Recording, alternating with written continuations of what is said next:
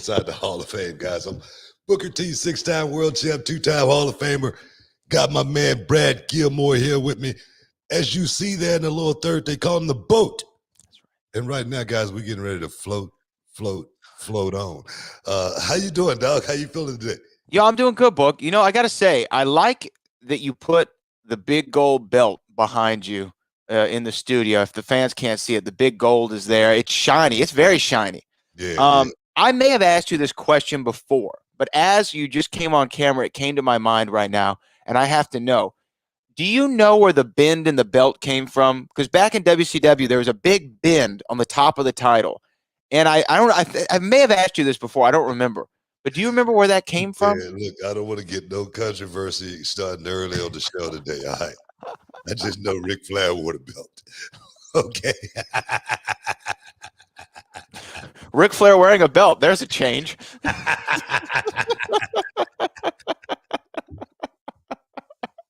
See that? So I ain't gonna even elaborate on that right there. I don't know where it came from. Let's just say that. Okay, we'll leave it at that. It definitely made the title unique from my perspective. Yeah. I wonder who has that belt. Like, who has the WCW title now? Do you know? Because I know you were looking for that TV title in that series. If I'm not mistaken, I think DDP stole it. Oh, he stole it. Yeah. I think he hijacked it. You know what I mean? Possession's 9/10 of the law, right? That's what they say. He got it. I think DDP got that belt, man. I never was one to try to take stuff and hold on to it like that. I don't know why. You know what I mean? Like I said, Sharmell, I was selling a bunch of my ring gear to get a truck for Reality of Wrestling. And she's like, baby, no, don't sell those tights. Don't sell those. And I'm like, baby, what am I going to do? Put these tights on at 70 and come in the front room and say, baby, how do I look?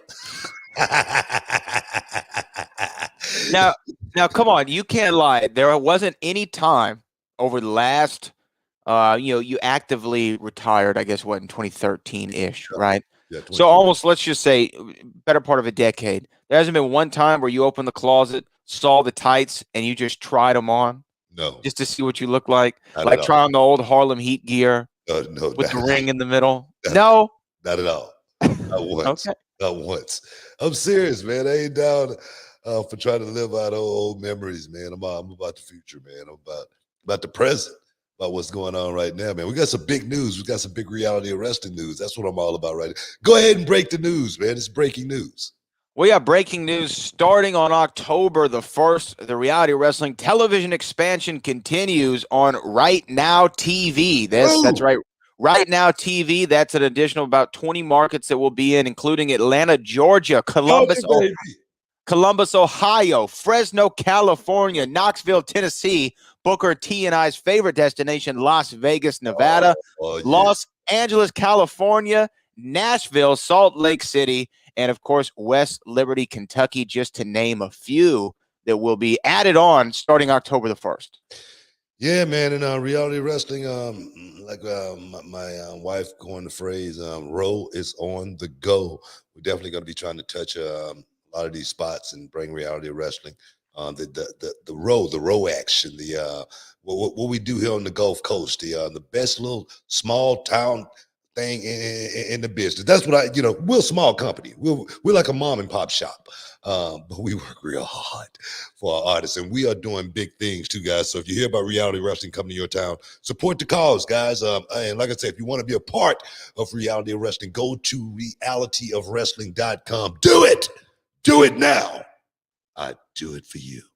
And you know what? Speaking of our tour and continuing on our dominance here on the Gulf Coast, not this upcoming Sunday, but the following, we'll be back in Dayton, Texas with a Row Live event. And then just a few days later, about 6 days later, we'll be back in Texas City, Texas, in the World Gym Arena for our breast cancer awareness show there for the Reality of Wrestling. So check out all the dates that we have coming up on realitywrestling.com. Get your tickets right now. Do it now. I'd do it for you. Right? Fresh oracles coming every day. Okay. So just stay tuned. Stay tuned. Free Madam Cleo. Fresh oracles. Hey, that's from the movie 300, man. It's one of my favorite movies, man. Fresh oracles will be delivered to you daily. What So, did you guys, think of the sequel to that one? Did you see the second oh 300 man, movie? I thought the sequel was just as good, man. I really did, especially just by the way they totally went a different way, a different route as far as taking it to the water. The one scene, man, when he had the horse and he was going from Mhm. one ship to the next ship on the horse, and the horse was like, "I know what I'm doing. I got this. Just hang on." I know exactly where I'm going. She right over there. You know what I mean? It was one of those type of deals. But it was awesome, man. The CGI, the green screen, the way they actually put it into play. Man, what an awesome. I'm waiting on the third one, man. They got to do a three. They got to. Well, I mean, 3 is in the title already, so you would think they could do a trilogy of them. I mean, I thought the second one actually had some better parts to it than even the first one did. Like the first one was great. Don't get me wrong. The first one's great. It's better. But there were some really cool scenes and parts in that. And the lady in the Oh, movie, she was awesome. Eva Green, She right? saw. Yeah. Yeah, she I mean, saw. obviously she's a gorgeous woman, but she played a great role in that movie. Yeah. Like she was so evil and powerful and manipulative. It was great. A lot of times, I'm not a chauvinist or anything like that, but sometimes it's hard for me to take a woman in that role. But for her, man, it was so easy for me to accept her with all of that power, even so much. I would say even more so than Xerxes in a lot Mhm. of ways. So definitely, man, it was a awesome movie. Hopefully, there will be a three. Yeah, yeah. The second one was good. The second one was good. So anyway, back to reality wrestling. Those are all the upcoming dates that we have, and our big television information is available on our website, realitywrestling.com. So you can watch us in your area this upcoming Saturday if you're watching on CW in Dallas and the surrounding areas. We'll be having a special presentation of our biggest show of the year, the Summer of Champions. You'll get a little behind the scenes look on all the action that went into leading up to those moments. And then you could see some of the big marquee matches that we had, including that champion for champion title belt main event, Texas Championship Road Championship. We don't say belts. Oh, that's right. I'm just A playing. title. The title. I'm just playing, man. The Damn it, champion. a belt holds up your pants. Damn it. Oh man, we're all about you know what I want to really let everyone know about reality of wrestling is we're going to be trying to bring wrestling to you the way it always been presented, and that is hardcore, man. I'm talking about the way I saw it back in the day. They made me feel a certain way, so I try to teach my guys and my girls. Hey guys, when you go out there and perform, just know that you're not doing it for yourself. You're doing it for the people that came to see you. So hopefully when you guys come to a reality of wrestling show, you take away from it and say, man, you ain't got to say it was great. You ain't got to say it was, extraordinary or anything. All you got to say, well, that was pretty good.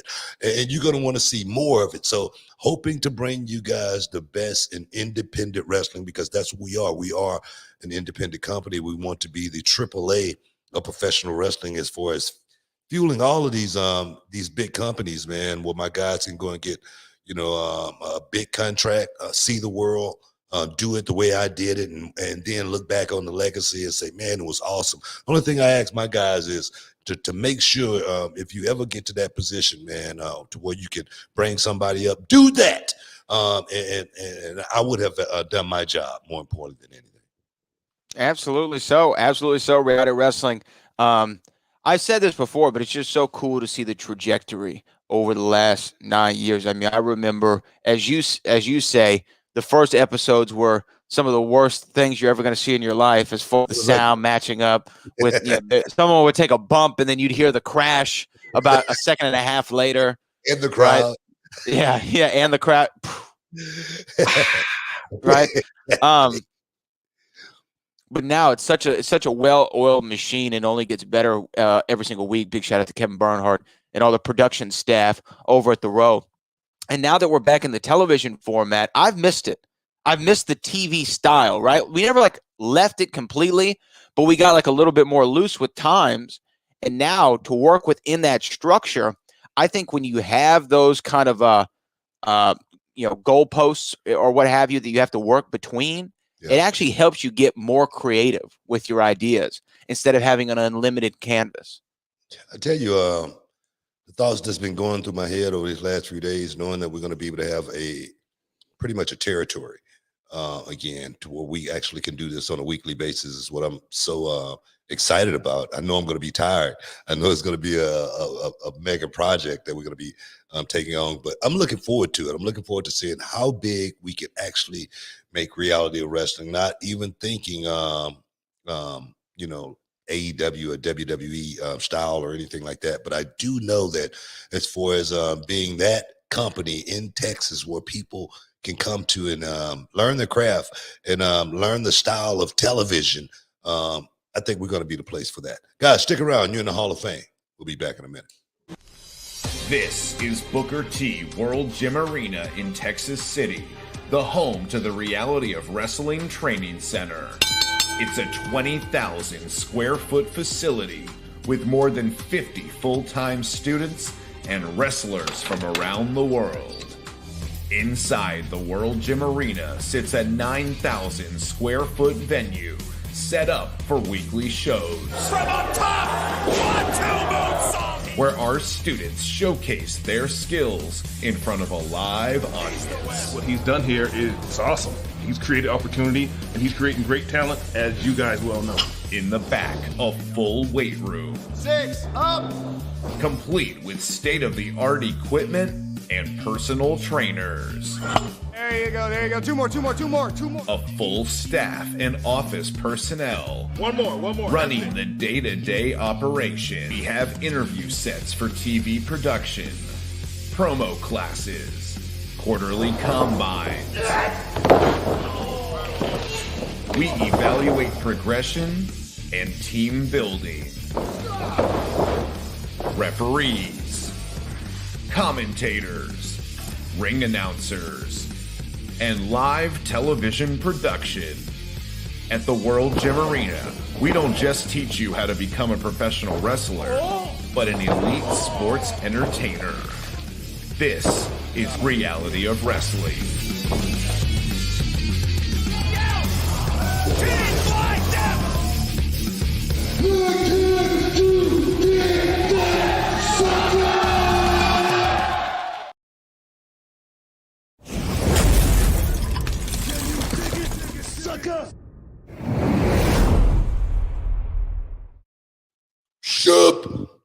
Welcome back inside the Hall of Fame, guys. I see a lot of people in the chat, man, thinking about trying to get in shape and make their trek down the Reality of Wrestling. Right there, 10,000 Emmett F. Lowry Expressway, guys, Texas City, Texas.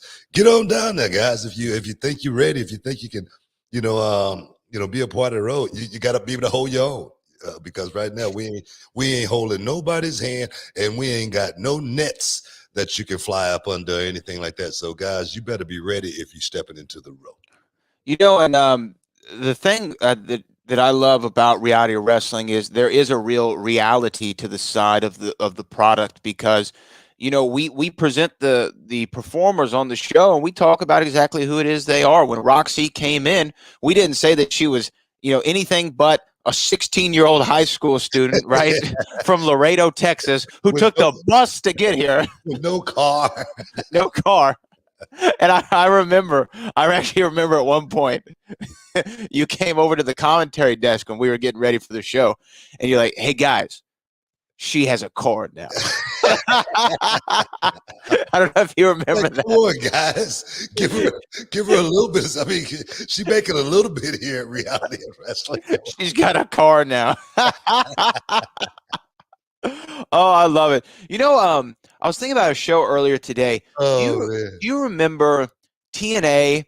At one point, they had a show on Spike TV that wasn't Impact, and I'm trying to remember the name of the show, but it was almost like a reality show on Spike TV. Do you remember this? That. Yeah, I do remember that. Yes. I don't remember the name of it, but it was in kayfabe, right? It was all in character, but the camera would be from different angles. Like they'd be looking through the blinds or catch you in the hallway with a low angle. Yeah, I don't know what the purpose of the show was. I don't know what happened to the show, but I remember thinking it was a really cool concept. Were you with TNA at that time? I can't remember. I probably was. I probably was, but I just can't remember any aspects of the show or anything like that. What was the layout? What was the plan or anything like that? I remember. But it made it feel real. Like you were because sometimes in a wrestling show, and everyone's done it since the dawn of time in wrestling, back even in the studio shows, literally Tony Schiavone would be standing there with a microphone. The whole angle takes place on a set, right? But sometimes the shots do look so set up. For instance, just to use WWE as an example, is like there's like an interaction, an altercation with two guys in the back, but it just so happens to be perfectly lit with the red lights for Raw in the background and stuff like that. And and I'll be honest with you, it takes you out of it a little bit. Yeah. Whereas that TNA show, whatever it was called, they made it feel like you were actually you happen to get a glimpse of what's going on. This is a private conversation that you're getting a glimpse of, and they used it to build angles. I actually thought that was a really smart and innovative thing that TNA did. I think with reality wrestling, I think it's unique that we do try to stay on that line of it being a reality show with young people trying to make their way through the business. They're creating these characters. They're trying to become the best performers they possibly can. They're trying to work on their craft and their psychology to become the best they possibly can to make it to that next level. So I think that's what's different about reality wrestling is we got a bunch of young kids and they actually know how to go out there and perform at a very, very high level. And I think if we do that on a weekly basis, we win because our young stars become household names. And when they do make it to that next level, people say, man, I remember when that guy or that girl was working at Reality of Wrestling. And that's what that's what's unique about Reality of Wrestling outside of all of the wrestling companies out there, that we're not trying to be, one of these major mega, enterprises from a perspective to where it's all about us. I think for Reality of Wrestling, it's all about the young guys and young girls that come through that door. I mean, yeah, it's literally been your concept of the show since day one, and it has never strayed away from that, and it's only grown since then. So, which makes you think the idea was correct. You know what, man? When I first thought about calling it Reality of Wrestling, I think I got a lot of pushback on that. A lot of people. I wasn't there when I came in. It was Reality of Wrestling. Yeah, when I did think about it, I was like, man, we gotta change the name. I know I got a lot of pushback from Sharmell because everything was labeled PWA, and we had to throw all of it away. The Pro Wrestling Alliance. Oh man, she was so mad, man. And I'm like, man, we got to change the name. We got to come up with something different. I was thinking about all these reality shows, and I was like, man, I could, we can create a show like a reality show, and make it wrestling at the same time. And I was like, Reality of Wrestling. That's it. You know what I mean? I said, I think that'll work, because when people look at Reality of Wrestling, sometimes just say, for instance, if it's on the guide, you see Reality of Wrestling. You don't know if it's a reality show or a wrestling show, but when you watch it, you go, man, it's a pretty good wrestling show, but it is reality. Everything is real. It's from a behind the scenes perspective in Reality of Wrestling. All of those guys there, again, are young guys trying to aspire to make it to that next level of stardom. And that's what we're there for. The one thing, though, so when I started, it was Reality of Wrestling. I think it was like 2 or 3 months after the change happened. And I remember there was a concept that you had that I came in, I was 19 or 18 when I came into Reality Wrestling, something like that. And when I came in, you had this idea for a show, right? And you were pitching this idea one time, and it was called The Dancer Diaries. Do you remember this? Yeah, heck yeah, I remember that. And it was going to be like a reality show that you produced. And I don't know, I think some of it was filmed, because I remember meeting some of the talent. Yeah, we got like a little some on it. But it was a reality show based on dancers of the exotic variety. Strip club. Right? Yeah, of the strip club. What goes on in the strip club?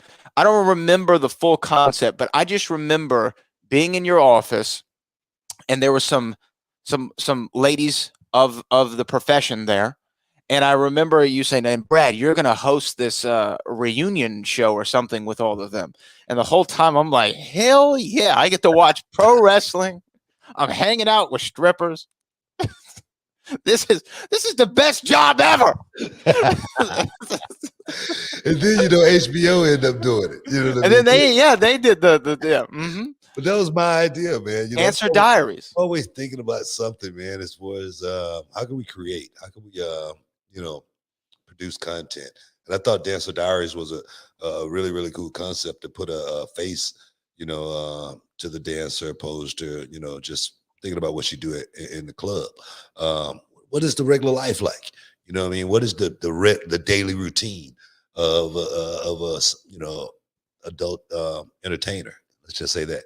Yeah. And I just thought it was a really, really great concept, and HBO picked it up, and I don't think I missed an episode. You still got the DVDs of season 1. I'm serious. It's still, I can hit the button right now. It's on TiVo. It's in the cloud. I'm serious. Oh man, I tell you what. what. But that's the thing cool that I'm sure that you love about being able to own your own company, that's a production and entertainment company, is if you have an idea, you then have foot soldiers who can go out and try to implement it and create that show and make it a reality.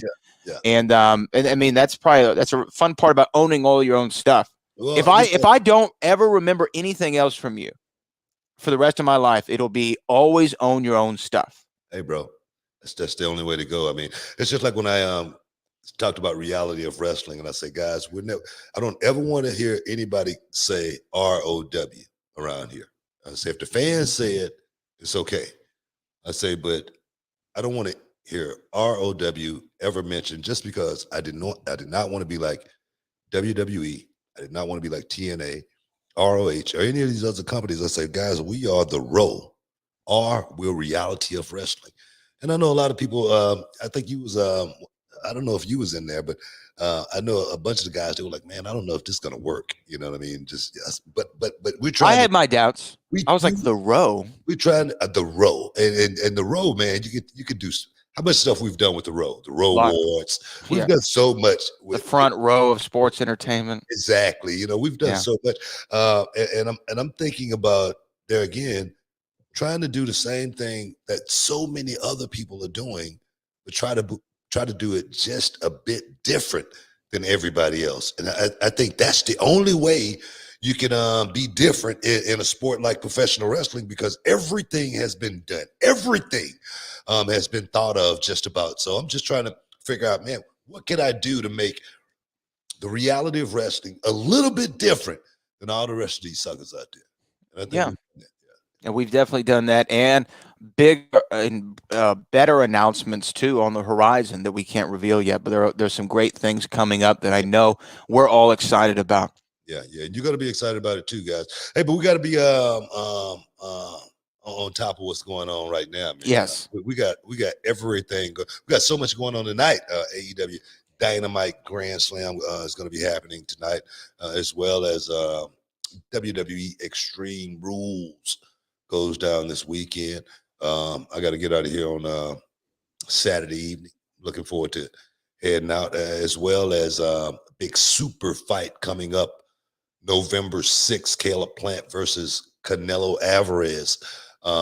Man, unification bout, super middleweight championship on the line, as well as, guys, I don't know if you saw the press conference, but it got hot.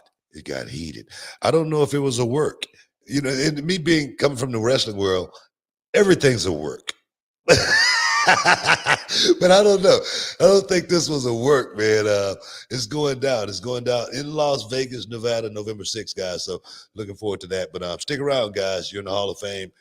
We'll be back in a minute. Independent wrestling is full of charismatic persona, incredible athleticism, Shooting star! Press from pressure cover! and at times, complete chaos. Got attention! Don't do it, Will! Oh my gosh! Senton bomb through the table! This is where the young guys, the young girls come today to pay their dues, to learn the craft, to start the journey to become the next wrestling superstar.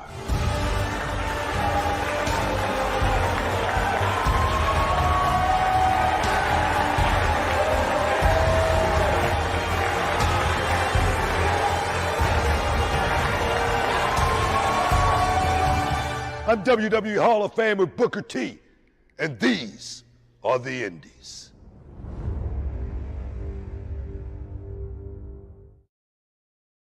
Can you dig it, sucker? Welcome back inside the Hall of Fame, guys. Yeah, I just had a phone call. That very serious phone call. This is about that paper, baby. But that's another story. AEW Dynamite Grand Slam going down tonight. Big match with Bryan Danielson. That boy. What am I going to call him now? You can't say Bri D. That doesn't sound as good. Boy, Bryan. Yeah, I don't know. We're just going to Bryan Danielson. You can still say D Brian. I mean, it's or D Brian. I don't know. We'll figure it out. No, Brian D. Brian D. That boy Brian D. Brian D. Yeah, taking on Kenny Omega.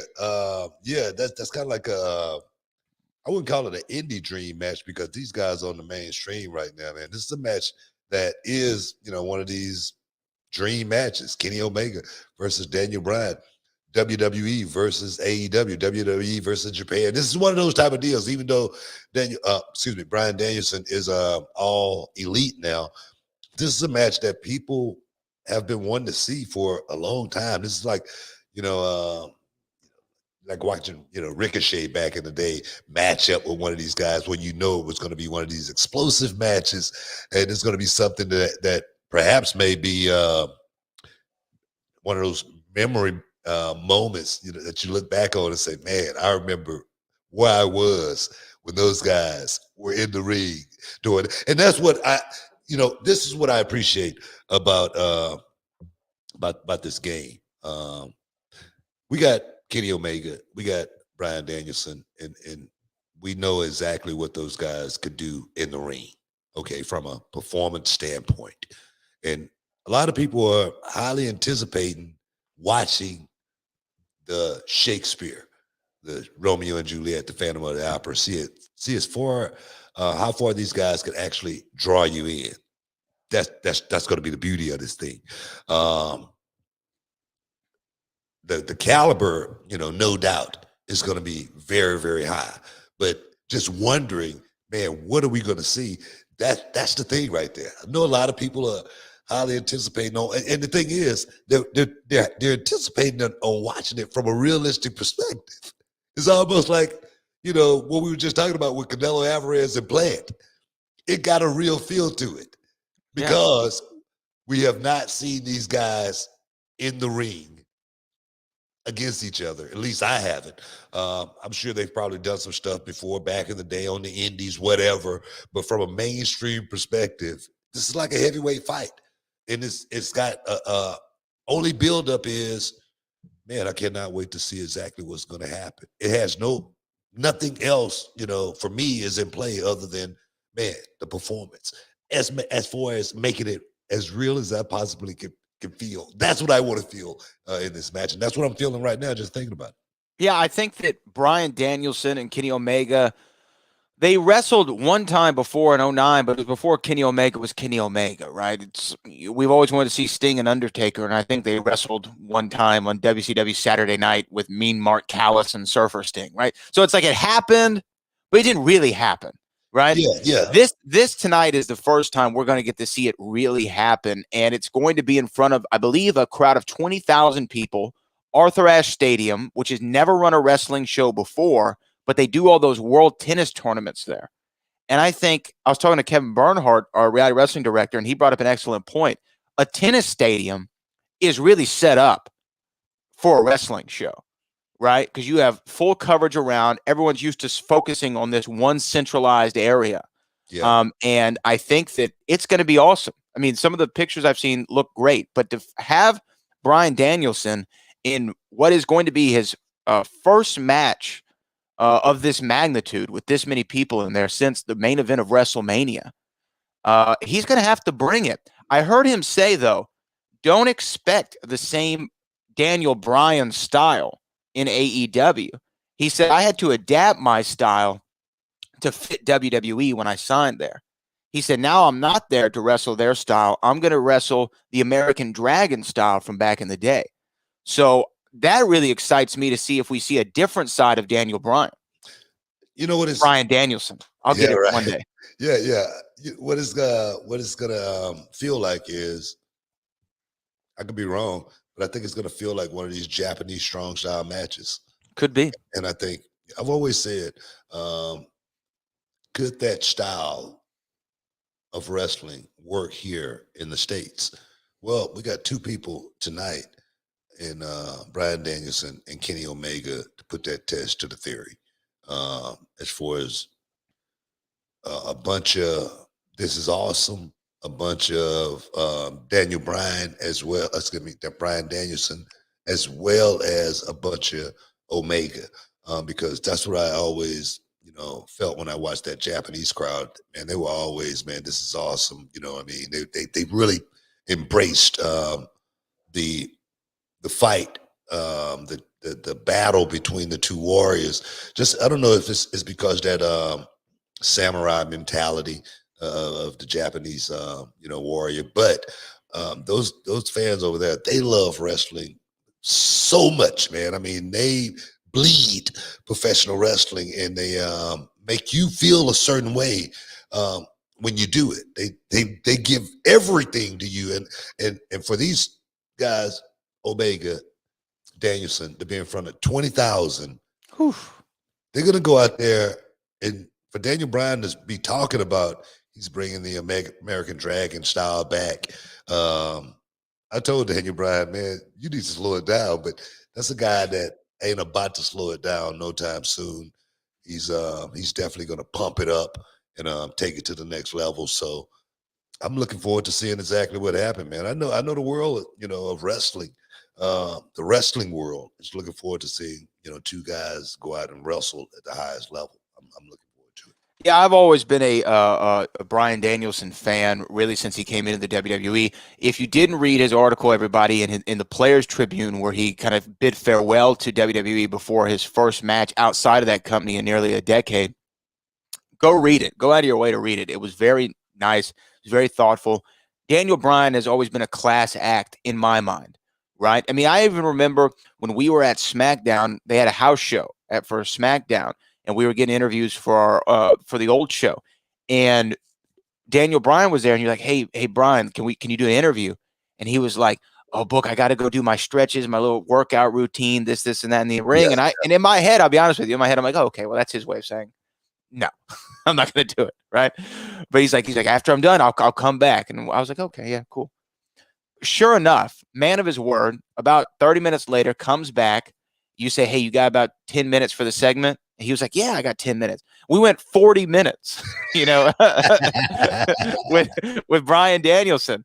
And so to me, that just really showed a lot about the man's character in that moment. Like, I said I was going to do this. I'm going to come, and I'm not only going to do what you asked of me, I'm going to go above and beyond.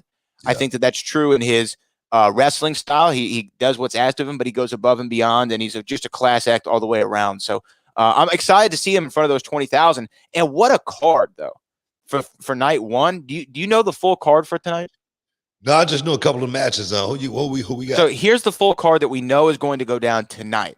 We have Darby Allin and Sting versus FTR, formerly the Revival, right? That's a big match right there. We also have MJF, who you call the best promo in the world right now, taking on Brian Pillman Jr. That should be good. Malachi Black versus Cody Rhodes, the returning Cody Rhodes. And the co-main event of the evening is the women's world title on the line, Britt Baker versus the debuting Ruby Soho. That's a stacked show. That's a pay-per-view card on free television. Make no mistake. Man, can't say nothing bad about it. And what I like also is the spontaneity of, we haven't seen these guys work a whole lot. They're going to be matches that you got interest in just because you're wondering what's going to happen. as well as you're wondering, man, how's the chemistry going to be between these two guys? Man, how far are they going to take it? That's what I used to be wondering when I was in that WCW locker room watching WWF. I used to always be wondering, man, what are these guys going to do tonight?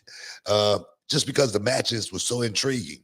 They would go out there and throw everything out, on the show. Like I say, they would be moving the furniture around. Guys would be, getting power drived on the stairs. Somebody would be bleeding. And it felt, there again, it felt like it was real to me from a perspective to where I was going, man, I wish I was over there doing it with those guys. And I'm in the WCW locker room. I think the momentum with AEW right now is the mixture of the roster and the guys going out there and working with each other, and it's a moment. Bryan Danielson, Kenny Omega, Punk, Hobbs, and the thing with Hobbs, I give that kid a whole lot of credit because Powerhouse Hobbs, man, that kid used to be at every WWE show. Okay, he would be outside. He would have his bag with him. He was just looking for a chance, just looking for a shot. And he would always come and talk to me, man. He would catch me coming into the arena. Just about, not every arena, but so many of them. If we was in his area, he would be there. And he would catch me. And he was like, man, I'm trying to get in, man. I talked to such and such. I talked to such, but he just couldn't get a break. And now I watch this kid, man. I look at that smile on his face, even when he's whooping somebody's ass. He looks happy to just be a part of it, man. So I give that kid a lot of props, man, for just sticking in there and finding a place in the business. Yeah, no, and now he's going to be wrestling CM Punk on CM Punk's first televised match since 2013 or whatever. I'm going to tell you, I know Hobbs right now is ecstatic because 2 years ago, less than 2 years ago, I was talking to that kid walking into the arena, and he was just trying to get a break. Wow. And that's the true story right there, guys. Stick around, guys. You're in the Hall of Fame. We'll be back in a minute.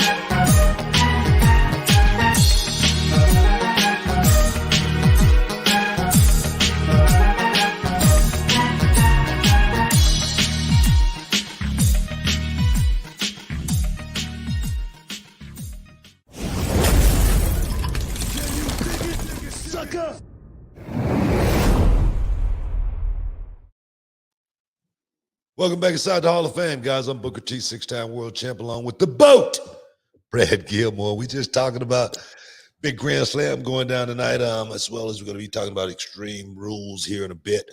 Always got to put WWE in the main event slot. I know I'm gonna get some heat from that. Here's the thing right now is if you look at the pro wrestling journalism, in quotes, websites that we have in this great industry of ours, you would be like the most controversial man in wrestling right now. I hate everybody. You hate everyone. I hate all these young guys. Every single one of them. No matter how many good things you say on the show, you can hate them all. I mean, look, right now, let's just do a little test. You should just say, you know what? I hate dogs. And then just see if that's run as a real story. You know what I hate? Chocolate cake. It's Yeah. crazy. Yeah. Booker T hates chocolate cake. Which must mean he can't stand the New Day, right? That's how they draw parallels. Now, I don't know what it is, man, but I'm one of the biggest guys that's advocating for the young guys. I know my day is behind me. I'm not trying to hold my spot. Okay, it's nothing I have to hold on to as far as that goes. And anytime I can see any one of these young guys come up, I'm gonna be pulling for them. But the thing is, constructive criticism is something I think I would want if it was coming from someone who have been in my perspective, in my position. I always look at someone like Roger Federer, who's the oldest guy on the tour right now, perhaps. But I think if Roger Federer was to come up to you and say, "Hey, man, I could help you with that backhand or that slice or that two hand. I could help you with that." And then you tell Roger Federer, "Man, get the hell out of here, man. You don't know what you're talking about."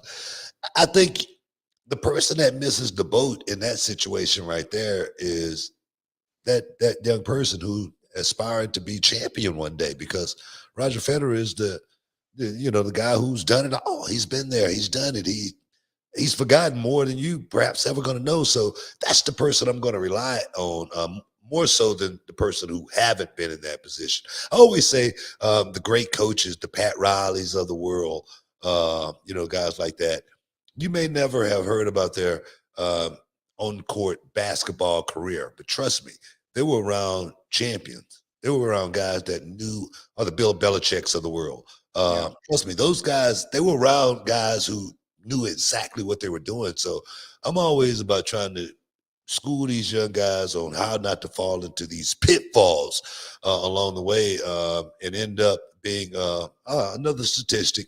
He was good, but it's a lot of that going. And the thing is, these people that's talking, sometimes they don't know. They've never been there. Not that, they're not trying to, help out in their way. But trust me, in my way, I know my motive. I know exactly why I'm trying to do what I'm doing. And that is, there again, to help that young guy get to the next level. In reality of wrestling, if I help that young guy get to the next level, the company gets bigger. It grows faster, and I can do more work. And I think that's the game plan for me at the end of the day. I've seen that, like, again, since day one, so I know that it's true. We do have our first of the show. Super chat. This comes from Cam J, who says, "Hey, Book, I hope y'all day is good. Book, can you tell us about your famous debut to WWE? How were your feelings coming through the crowd?" Man, coming through the crowd to drop Stone Cold Steve Austin, I was numb, man. I was in a zone. I always prepared, for professional wrestling the same way every time I had to do it. It was going to be a real situation. I want to bring the heat, want to bring the noise, but more importantly, I want to be as safe as I possibly could. I want to make sure that the guy that I was working with walked away that night and was able to do it again. And support his family more than anything. And that night, man, the story, we talked about that. Steve Austin and I, we talked about that. The way everything was supposed to be set up, it didn't happen the way the way we talked about it. It wasn't supposed to be any tables. Actually, the table was supposed to be clear. It didn't supposed to have any of the monitors. They're supposed to got rid of all that stuff. But I don't know. Somebody dropped the ball. And next thing you know, I was dropping Steve Austin, not just on the table, but the televisions and everything. And it got crazy thereafter. because Steve Austin broke a couple of bones in his back. I didn't know that, but I could have got a lot of heat that night from dropping Steve Austin on the table. But he was a pro, and he knew I didn't do anything wrong. It just was a mishap as far as things not being done right, and that was the outcome of it. Him being the recipient of 3 bones broken in his back. But man, it was a great night for me. But at the same time, man, I could have got a lot of heat. Yeah, that was not the way that you want to start off in a company, but you can only do what you can do. You can only control what you can control. And in that moment, obviously someone didn't do their job. And you also didn't want to be the guy who on day one, if you saw all that stuff on the table as you're dumping them on there, you don't want to stop and look like an idiot. Right? I didn't want to start removing the stuff. Yeah. And go, I guess you could have done that. why is Book trying to protect this guy? You know what I mean? Yeah. So no, I did my job. I thought I did it to perfection. And things just didn't turn out right. But it was exciting for me, man. I was, and the reason why it was so exciting for me is because I was ready to get to work. I was ready to get in and mix it up with these guys. I came in gung-ho, ready to prove myself. I always say you got to make it in the locker room before you make it in the ring. But when you get a chance to, do your thing at ringside, man, you got to be ready. You got to be on top of your game. You got to be 100% ready when you get put in that position. That's why people always, like just say, for instance, we was talking about Natalya a couple of days ago, and why has she been a champion only 3 times? Man, I'm gonna tell you, when you become champion, you better be ready. Okay, it's not a job that you can sleep on at any point in time. You got to be literally a general every time you go out and perform, and it's the hardest job in professional wrestling. So there again, being 3-time champion, that's awesome. Knowing that you have been placed in a general's position 3 times throughout your career, that's pretty awesome. But always the same thing every time, man, to go out there and bring the noise. Hey, so before we talk about Extreme Rules, there are a couple things that I want to address. First off, did you see Monday night the thing that everybody was talking about? The big story in wrestling on Monday night. Did you see it? What was it? Did you see our guy, friend of the show, The Miz, doing the cha-cha on Dancing with the Stars? Yeah, I did. I got a chance to peep that. Yeah. Was he not impressive? I'm gonna tell you right now, The Miz is talent, man. He is. Nah. The thing is, how many times have I said that though? I mean, we've always talked about it. You told it to him on this show. I mean, I told Miz he's literally one of the most talented guys that I've seen do this, because he's parlayed his success, man. Not just parlayed his success, he's parlayed what he do and what he do well. And that's what I tell people all the time. You find your niche and you enhance it and make it better. He's willing to try anything. He's one of those guys he may not know, but he'll act like he knows. And that right there is half the battle. And then to put time in to be, because rhythm is not something that is taught a lot of times. You got to have it or you don't. Okay. Of course, going to dance class from when you're a little girl or a little young man is going to help you. But to turn out to be the best, you have to have some natural ability. And for him to be able to pull that off, man, nothing but props to The Miz. Yeah, we've had wrestlers on the show before. Stacy Keibler famously did well. I don't think she won the show, but she ended up dating George Clooney afterwards. So that was like a pretty. She won. She won. Well, maybe he won. And then Jericho was on there. I don't remember how Jericho did, but there's Nikki Bella actually met the father of her son on that show, Artem. So it's been a show that's been kind to WWE. I'd like to see The Miz do well, and it looks like he might have a shot at this thing. He Hey, did a man. lot better than the guy who played Kreese on the Cobra Kai and the Karate Kid. No, man, I'm gonna tell you right now. If anybody can do it, if anybody can pull it off, it's Miz. His golf game ain't that good, but if anybody can pull this off, man, it's gonna be the Miz. I'm pulling for him. I can tell you that right now. He's definitely one of my guys. I know. And the thing is, I wonder what they're gonna report tomorrow. Booker said the Miz sucks.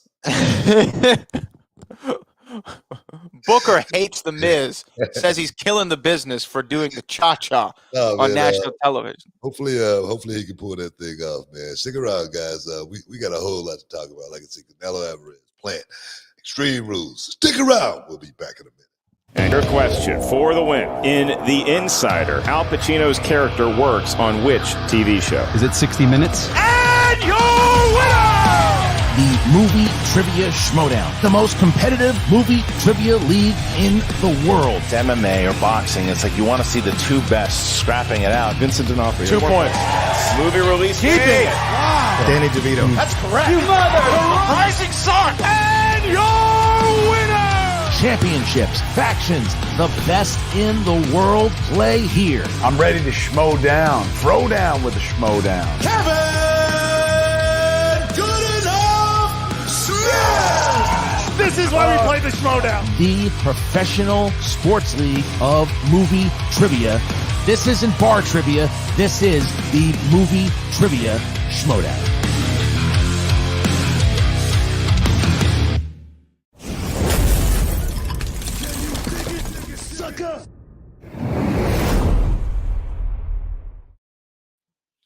Welcome back inside the Hall of Fame. What's up, man? What you got? Nothing. What you laughing at, man? What you laughing at? Has nothing to do with anything that we're discussing. I'll tell you later. I'll tell you later. Hey, real quick though, before we talk about Extreme Rules, NXT 2.0, they got a mega star in their hands. They got one, Braun Breaker. Braun Steiner. Rex Steiner, aka Braun Breaker, is going to be the guy. I think he sounds identical to Scott Steiner. And I heard him say, "Come on." And I was like, wait a minute. I've heard that sound before. I swear I the same thing I said too. I was like, man, he sounds just like the Steiners, man. You know what though, man? He's a main roster guy already. Yeah. You know, Braun Breaker, Steiner, young Steiner. He's a main roster guy right now. He's not a guy that we have to look at and say and wonder if he's going to be a star or not. And I'm just saying that because I've been impressed just from the outset. And you remember what I was just saying a second ago? Having rhythm is something most of the time is just natural. You know, when I came out the womb, you know what I'm saying? I could go. And when I look at this Breaker Steiner kid, he can go. All right. He doesn't need to be packaged, repackaged, or touched at all, because you could tell he knows what he's doing when he get in the ring. That right there is second nature to him. It's in his blood. It's in his DNA. And I just love to see that kid, just get the rocket put on him and send him straight to the moon. That's what I would do with a kid like that. I really believe he's that talented right now. He's that talented. I agree. And you know what? I believe him. When he's in there, I believe him. Yeah, he comes off 1,000% like a legit guy, right? You would not want to cross. Like his uncle and like his father. Like the Steiners, they came off as legit guys. Like you do not want to mess with these people, right? And look, everyone's talking about his name, and I agree with the overwhelming majority. Do I like the name Braun Breaker? I don't. I think you could have called him Rex Steiner and he would have been okay, right? I will say, CM Punk weighed in on the name Braun Breaker, and he said something that I absolutely agree with, right? A fan wrote this first. He said they may have found, this is what a fan said, They may have found the man who is going to save the future of men's wrestling in the WWE. Y'all get used to the name Braun Breaker. I agree it's a stupid name, but try to remember the first time you heard names like CM Punk or Roman Reigns. Goober names. That names just become names over time if the wrestler is that good. And CM Punk responded and he said, CM Punk is the ultimate stupid name. Braun is awesome and is going to be fine. He should be Steiner, but it's not his fault. Changing my name to Killer Brooks. But you know what? That's true. It is true. That is so 100% true. And I can't say anything, but I agree with that, 100%. Because when I watch this kid, like you just said, he makes it real. He's laughing, and it seemed like he will rip you like to shreds. That's what like you're like a rag doll. That's what he looked like when he's laughing at you. And then a serious face appears. Like, I'm laughing, but I'm not playing. It's one of those deals. I'm laughing because you in trouble right now. It's one of those type of laughs.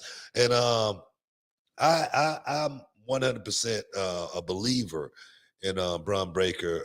He's going to be a big star. That's why I say I feel like he's a guy that could have been packaged coming to and put him right in a main roster situation. Put the rocket on him, sit his ass straight to the moon. I agree. And I didn't really think about certain names. They do sound ridiculous the first time you hear them, right? I was talking to a girl yesterday, and she was talking about the name The Rock. She's like, when I first heard it, I was like, oh, I guess he's named The Rock because he has like a body that looks like granite. I don't know. But it's kind of when you think of it, it's kind of a stupid name. Like at its core, what's that guy's name? The Rock, The Miz, Hulk Hogan. Well, right? You know Triple H. You know what? The name is what you make it, I think. Right. If you just start breaking guys in half, hey, the name is going to fit him perfectly. If he's anything like his uncle, I'm going to tell you right now, these suckers better get ready to go on a ride. I'm looking forward to this stuff. I'm serious. Is it true that back in the day when there were extras working on the show, they'd come and they'd look and they're like, oh, no, not Steiner. Yeah. And they would just be sad. Bro, they would just be in the locker room like, sheep getting ready to get slaughtered, man. And it just, man, it's one of the lights like that. And they're just sitting there. And Steiner was one guy, Sid Vicious was another guy. Vader was another guy that those guys used to just, just hate. Have to get out there because they knew they was going to be bumping. If they was with Steiner, they was going to get flipped upside down. They was Vader, they was just going to be getting mauled. If they would see it, they was going to be just getting, ragtag. It was one of those type of deals. So yeah, that's a true story, man. Yeah. But I think that Braun Breaker is going to be all right. I'm still trying to figure out the NXT 2.0 thing. I think it looks a lot better on TV. Like it looks like a show. I think they're still trying to find the voice. I think the roster change also going with the younger roster names that some of those guys I hadn't seen perform at all. And then you get a guy like Breaker on there. That's definitely a different guy, different look. But there again, I think he's not. I don't think he's 2.0. I think that guy's fully graduated. And got his degree just because of his pedigree, man. That's all. I mean, he's been sitting under the learning tree since he was a baby. I mean, forever. That's like my brother and I, knowing each other like the back of our hands because we slept in the same bed, for the first 12 years of my life. You know what I mean? So I know where we're going. I know we're going with this. You know what I mean? I know if my brother don't want me to go with him somewhere, it's got some girls he's going to go see. I know that, so I don't know. Like I said, that's just my opinion on that, man. But I think that we're both big fans of Mr. Braun Breaker, and kudos to him and everybody really over there so far at NXT 2.0 and Tommaso Ciampa for holding down the fort as the NXT champion. We'll see where it goes. I don't know if I'm in love with the colors. Let me tell you, as far as the colors, that's another story. But I I like I like it was going because the only thing it's doing is going back to what it was. I think guys like Tommaso Ciampa, this guy, he's great for NXT. I'm not saying that he's not a main roster guy or anything like that, but he's a guy that can hold down the fort of a company like NXT and work within the realms of working with pretty much all of those guys. You know, is he would he be as big on the main roster as he is in NXT? Probably not. Okay, probably not. But that's what I say about this business. If you can find yourself with a job in this business, taking care of your family, it really don't matter where you at. Really, it really don't. All of those guys at AEW, I think those guys are really happy getting a check. I really don't think those guys over there are thinking, man, WrestleMania is going to be coming up in a few months and I want to be there. I think those guys are thinking, man, we got a job, we got a check coming in, we're happy. I think those guys in NXT, those young guys coming up, looking to make it to that next level, it's a great place to be. It's just like, this is what I say about reality wrestling. I say, we got a lot of talent going to come through reality wrestling. Okay. Now, some of that talent, those guys are going to have what it takes to make it to the next level. Everybody isn't. And that's what NXT is, I think. A lot of guys that come through NXT going to have the talent to make it to the next level, and they'll push them to that spot. But some guys, I need some of my reality of wrestling guys to stay here because I'm trying to build something. All right? Trying to build guys to get to that next level, and I need you to do it. Sometimes it may not be the job that you want, but a lot of times people get in this business to be a professional wrestler, and they may end up being a referee. They may end up being an announcer. They may end up being a commentator. That's just the way this business is played out at the end of the day. Yeah. I mean, you just have to find your niche when you get into it because wasn't Brian Saxton was on ECW back in the day, right? Yeah. Byron Saxton. I called him Brian. Byron Saxton was a worker on ECW, and then now look at him. He's the voice, one of the voices of Monday Night Raw. And he's terrible. Just kidding. That's going to be the next headline, you know. Just from this segment, Tommaso Ciampa, not main roster material, even though you didn't say that, and Byron Saxton sucks. You know what? Like I said, Tommaso Ciampa, I think if he came to the main roster, he'd get lost in the shuffle. And in NXT, he's going to be played at a high level. He's going to play a big role there. He's great for those younger guys coming up that he can actually help and kind of, hopefully mentor and guide to, what it's going to take for you guys to get to the next level. If that's talking bad about somebody, I wish somebody talked about me like that sometimes. Hell yeah, right? I'm serious. No, because be a happier person. No, I'm definitely would be, but I think a guy like Tommaso Ciampa, he's perfect for NXT, and people can take that and look at it however they want. But there again, if someone was calling me perfect for something, I'd take it any day of the week. Guys, you're in the Hall of Fame. Stick around. We'll be back in a minute. So the Young Bucks, I had heard about these guys, but I didn't know them or anything like that. And they had a WWE tryout. And these two guys, they were, hanging in the hallways. It seemed like they were, I don't know, they were kind of like off to themselves. I don't know. I don't know. It just felt funny. And I was getting ready to do I was doing commentating back then, and I had my jacket, laid over this, piece of equipment, and I walked by, and one of the Young Bucks was leaning on my jacket, and I was like, "Hey, bro, that's my jacket right there," and he goes, "Oh, okay," I got my jacket and I walked off, and I was like, I didn't realize it, but they were there for a tryout, and I was like, man, after I realized it, I said something on one of the podcasts or our show or something. These guys didn't even shake my hand. And then next thing you know, it was a big thing going around as far as me not shaking the Young Bucks' hand. And then they started doing a thing online to where, they wouldn't shake anybody's hand, and then, they had a thing with RVD. Right. Where they wouldn't shake RVD's hand. So I was like, man, you know what I mean? These guys are taking this thing to another level. Can't wait to see them. So I wanted to fight the Young Bucks. I want to get it to them. You would have put hands on I them. want to put hands on them. Put those Fifth Ward beads on them. Yeah. And we ended up running into each other at an independent show. And I'm still a little bit hot, So we end up talking and whatnot. And, we end up getting back around to what happened up in WWE as far as my jacket goes. And they go, bro, reason we didn't say anything to you, man, you're intimidating. Sucker!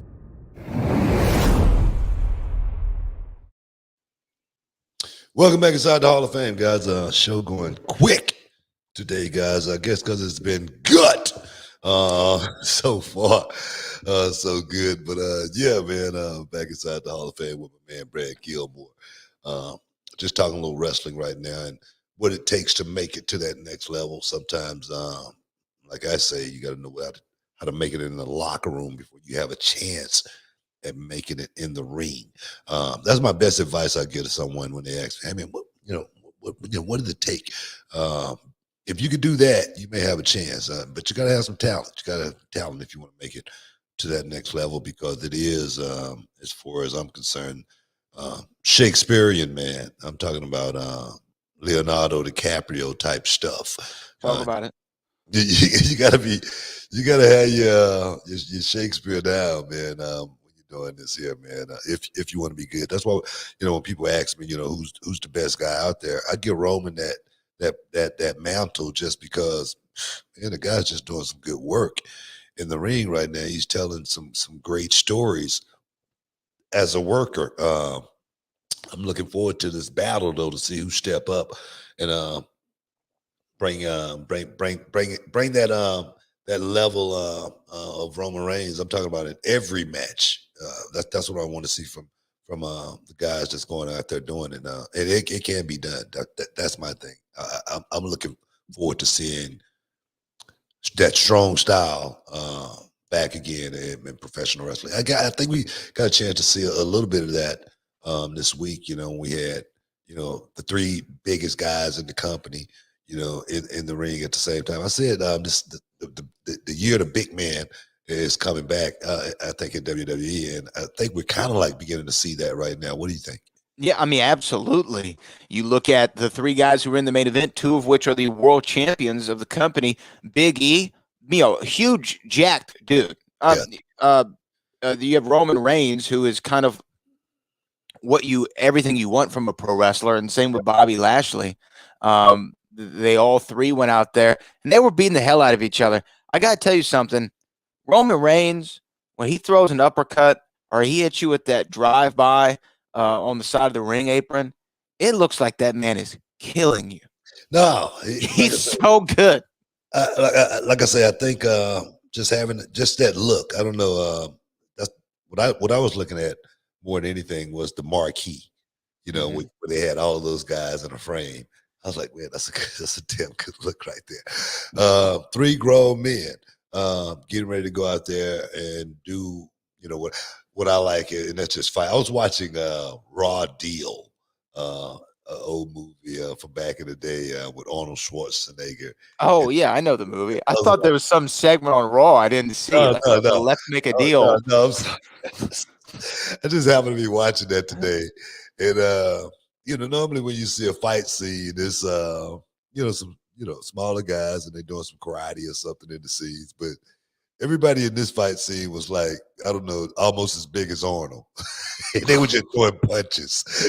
And I was like, man, this is a pretty good fight. And it was nothing but three big guys throwing punches. And then Arnold starts getting beat up. But it was real to me. It was real. So I'm looking forward to seeing if that's what we're beginning to see right now. There is an appeal to that, though. You remember in Predator, whenever Arnold sees Carl Weathers, Yeah. right?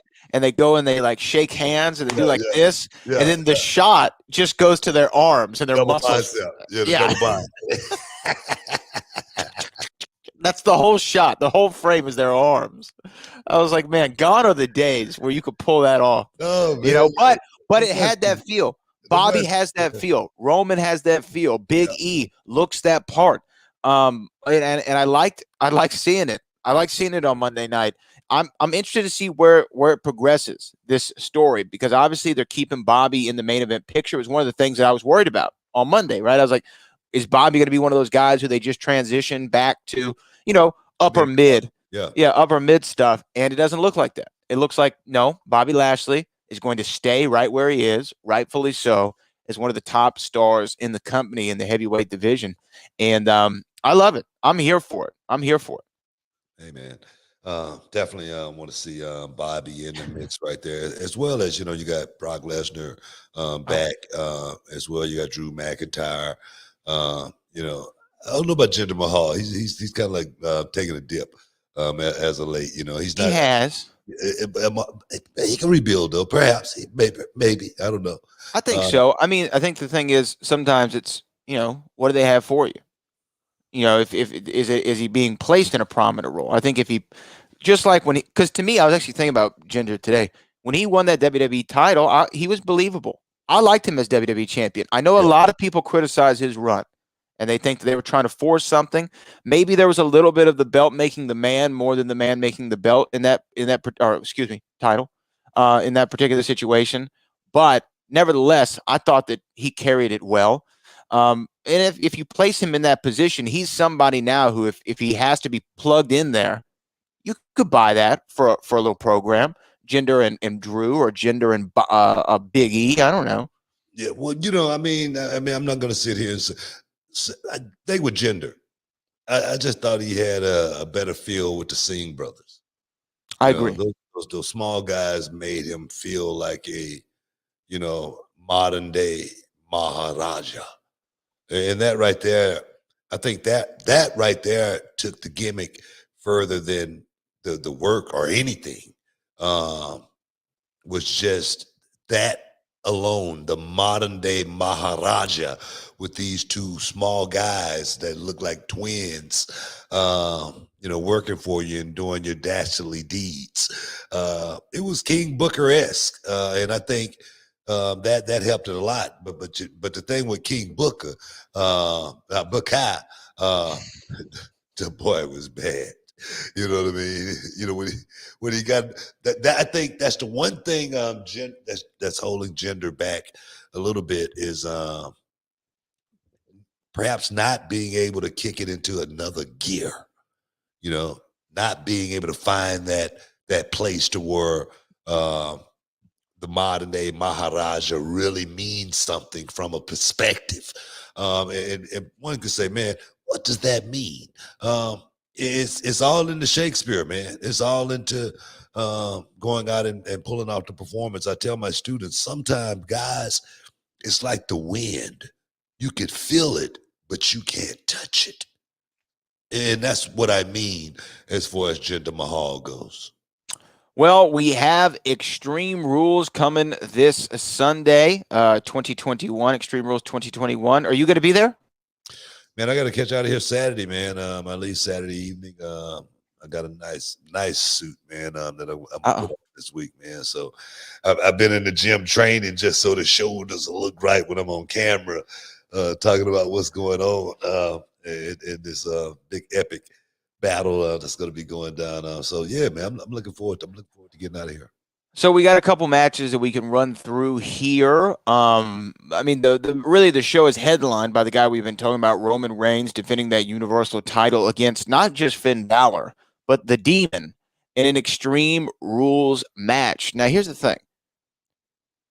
Roman's also already announced to defend the title in Saudi Arabia against Brock Lesnar next month, right? Do you see this match, knowing that Brock is there in the future? Do you see this match as I don't know. Is this going to lead to something to where Finn's going to be involved more in Saudi, or is this kind of like a one-off thing just to get to the Brock match? Look, man, I ain't off in the book in the show or anything like that. I'm just glad to see the Demon back. All right. I got you. I And that's what I've been saying, right? That's what I've been saying. I say, man, I want to see the Demon.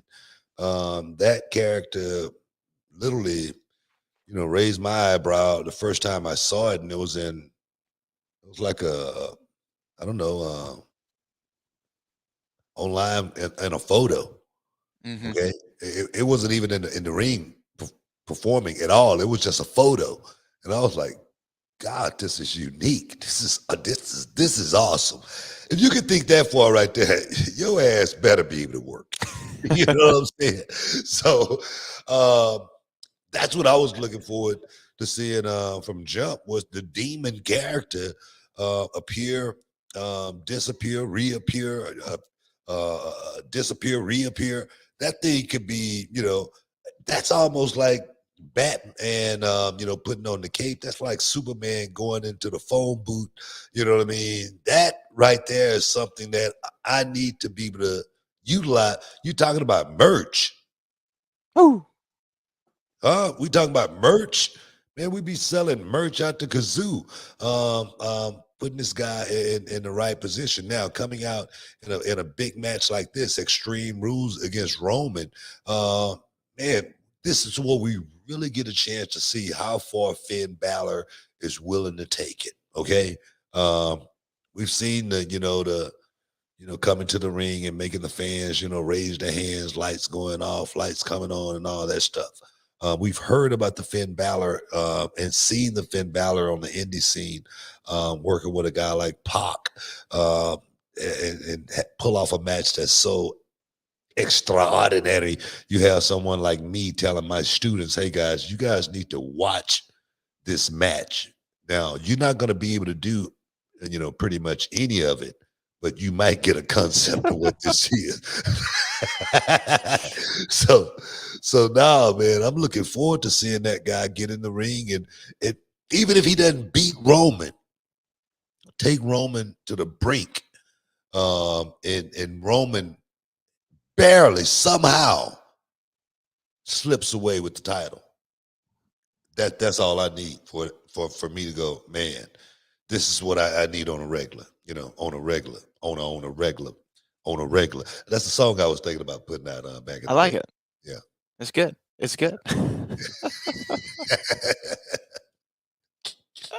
we gotta take a break, guys. We do. I see we got a super chat we get as soon as we get back. Inside the Hall of Fame. Back in a minute, guys. Continental champion. He is Rolling Stone's Superstar of the Year. He is the man who perhaps had the best 2017 of any WWE superstar in my estimation. Let's bring him in right now. He is the one and only The Miz. What's going on, Miz? Wow, Booker, thank you very much. That's a huge compliment coming from you. No, Miz. You're a legend. You're a Hall of Famer, and you're telling me that I was one of the best last year? No. You've been one of the best over the last 10 years, Miz. I give you props. Anywhere I go, going back to the CM Punk moment when he did the pipe bomb, you know what I mean? And you have been dropping a lot of pipe bombs. I've been dropping them left and right, just trying to make an impact. Trying to gain some respect in this industry, And, it's funny. When my wife first came into WWE, came back, it was like the day after WrestleMania, and she actually helped me win the Intercontinental Championship from Zack Ryder. And at that moment, I was like, never again am I going to be looked at as anything but a main eventer.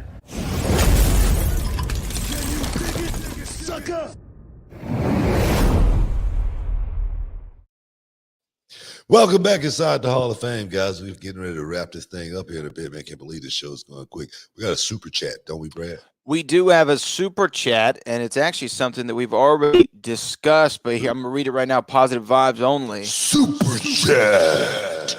What are your thoughts / weigh in on the CM Punk versus Powerhouse Hobbs match for Friday night on Rampage? You did talk about you being proud to see where Powerhouse Hobbs is. You shared a great story about him. Let me ask you this, though, Booker. Let me add a little caveat to this question.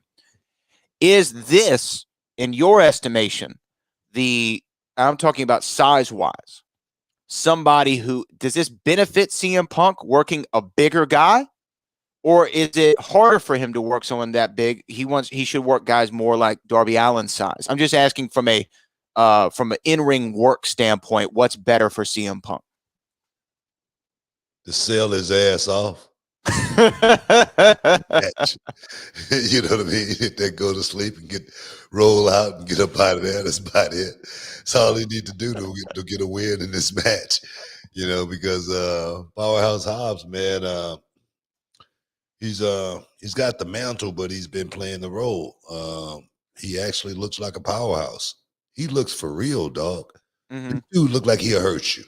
And I'm gonna tell you right now, that's not the same guy that was talking to me in the parking lot. Not the humble kid just looking to be part of that. Just go to show me, man.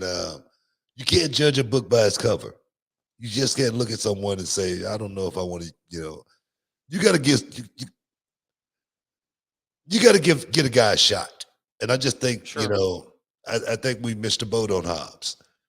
Because that guy's he's very, very intimidating when he's putting the boots to you. I mean, he really is. And I'm just telling you, that's not the same guy that I saw in the parking lot. On so many different occasions, just looking for a shot. That just I don't know, man. That just goes to show you how hungry.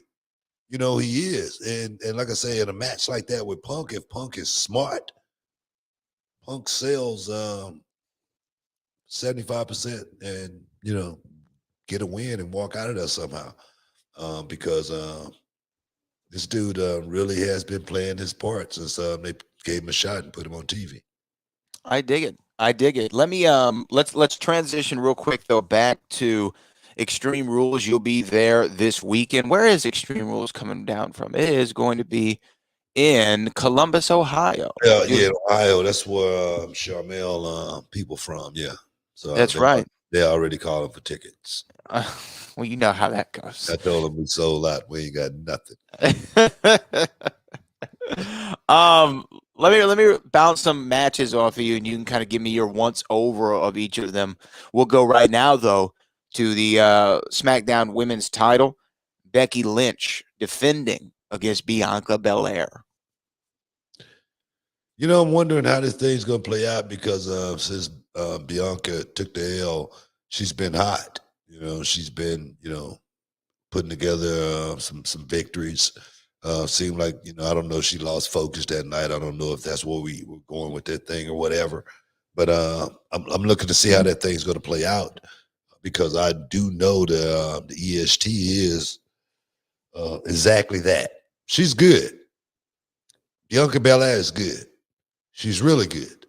So I'm going to see where this thing goes and see how it play out, just like the world. Yeah, I see Becky Lynch leaning more into that heelish role in this program, which I guess does make sense.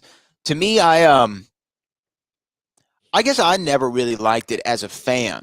Whenever somebody you missed, like really bad, like, oh man, I can't wait for Triple H to come back from injury. I can't wait for Steve Austin or The Rock or whomever, right?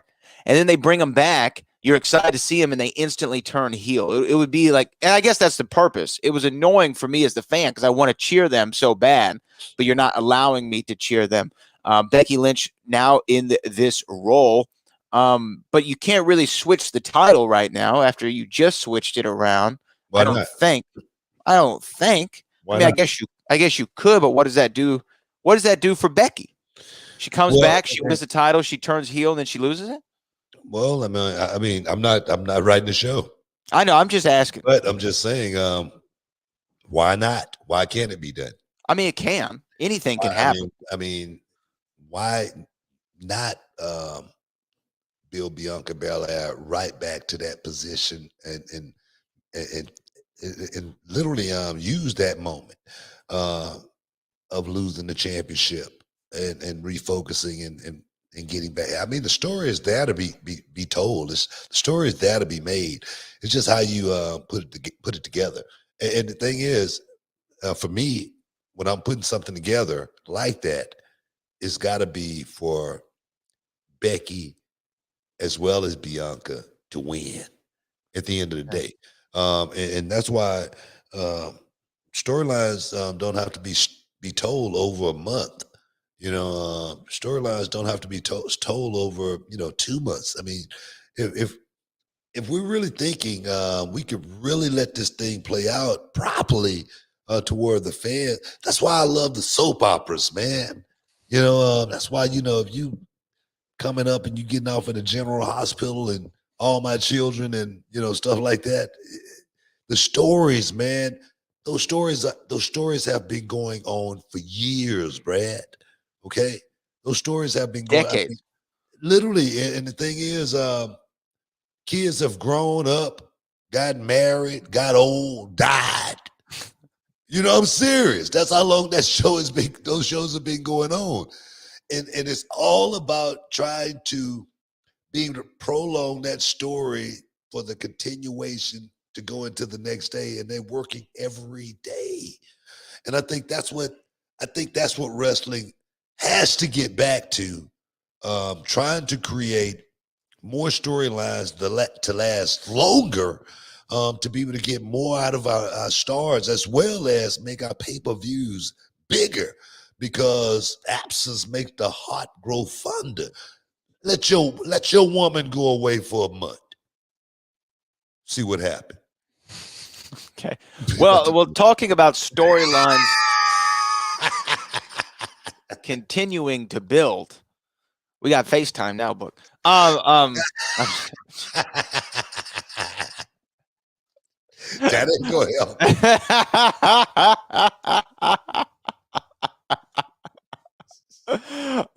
Speaking of storylines lasting longer,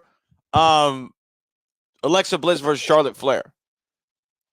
This has been an interesting one. It's been divisive amongst fans online. Not everyone has loved it. Not everyone has hated it. Some people are there for it. Some people are not for it. I will say, speaking honestly, it hasn't been something that just captured my imagination. But what do you think of this matchup for the Raw Women's title?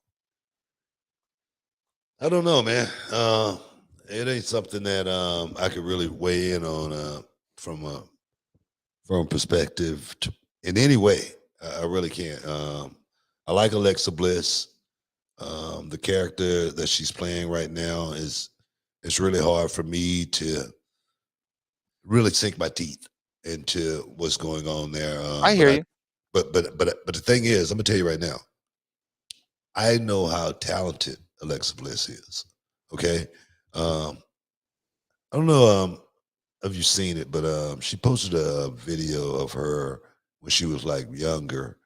I don't know, maybe she was just starting at WWE, but she looked like she was getting ready to be in the Olympics.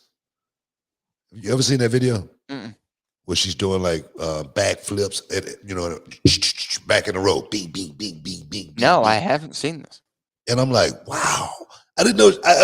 It totally blew my mind. And then the move that she does off the top rope, she does that. On the floor. And I was like, wow. So when you got someone that talented, you try to find their strengths. Now, I think Alexa right now, as far as merch goes, she's selling a lot of merch. So from a business perspective, I gotta know how to do there it is right there. Is this it right here? I'm watching it for the first time. Right here. Check it out. Oh my goodness. Pretty awesome, isn't it? That's pretty good. Yeah. That's why I'm like, she's talent. Knowing how to figure out how to let that talent, shine, is what I'm thinking about more than anything. And I don't know if she shines as well as she could in a match with Charlotte Flair. We're gonna see. It could be magic made on Sunday night. I'm gonna find out just like everybody else. Well, you know what? We can't get into the rest of the card because of time. I don't know if there's going to be a WWE title match. I don't know if we're going to see a rematch between Big E and Bobby on this show. Nothing's been announced officially. I expect something to, but I'm sure you will make the kickoff show memorable, and you will say something that is going to have the internet ablaze. I'm not gonna say nothing, man. I'm not gonna say anything. All right. I'm gonna keep my mouth shut the whole kickoff show this time. All right. I'm not gonna tick anybody out. Everybody always looking for me to make somebody mad, you know what I mean? So it's just like what I used to say, man, nobody likes Charlie. The hype bros. I hate these guys. Hey, I'm sure it'll be memorable. And you know what? They're talking, these versus battles that's been happening online, they're talking about Diddy versus Jermaine Dupri, right? That would be a great versus battle if my man Peter Rosenberg is on. That would not be good at all. Who would win? Jermaine Dupri would eat him alive. Oh, are you out of your mind? Are you out of your mind? Diddy ain't never wrote nothing. You know how many hit records he's produced? Producing and writing is two different things, bro. Oh, look. But they're talking about producers. That's a producer versus. Producing is like what I do. Okay. Ask if Rosenberg is on the panel. Ask Rosenberg for me what he thinks, because I think Diddy would crush. I think he'd crush Jermaine Dupri. No, I don't think so. I'm gonna be talking to Peter Rosenberg actually in about 5 minutes. Well, ask him for me. I will. Jermaine Dupri versus. I want to know what he thinks. He's a hip hop head. All right, definitely. All right, I definitely will get his opinion on that. But my opinion is Jermaine Dupri will just rape the coals with Diddy. That's just my. Hey, look, you could be wrong, but you don't. You could be wrong. That's what you say. That's your catchphrase. I could be wrong. You could be wrong. I could be wrong. All right. We got to get out of here, guys. Thank you guys for hanging out inside the hall, as well as you too, Brad. I appreciate you as well. Hey, guys, we out here. We'll see y'all next week. Can you dig it, you sucker?